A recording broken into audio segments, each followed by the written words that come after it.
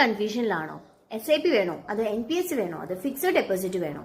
ഈ കൺഫ്യൂഷൻസ് മാറ്റാനായി ഞാൻ ഒരു ടിപ്പ് പറഞ്ഞുതരാം. കാരണം ഒരു ഇൻവെസ്റ്റ്മെന്റ് എന്ന് ആലോചിക്കുമ്പോൾ നമ്മൾ ഏജ് ആലോചിക്കണം.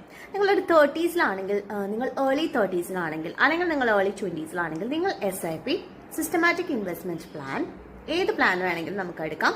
അതായത് മന്ത്ലിയോ വീക്ക്ലിയോ കണ്ടിന്യൂസ് ആയിട്ട് ഒരു ചെറിയ സമ്മം ഇൻവെസ്റ്റ് ചെയ്യുന്നതായാലും നമുക്ക് ഇവൻച്വലി നല്ലൊരു എമൗണ്ട് നമ്മൾ ഏകദേശം ഒരു 60 years എത്തുമ്പോഴേക്കും നമുക്ക് സ്വരൂപിക്കാനായിട്ട് സാധിക്കും.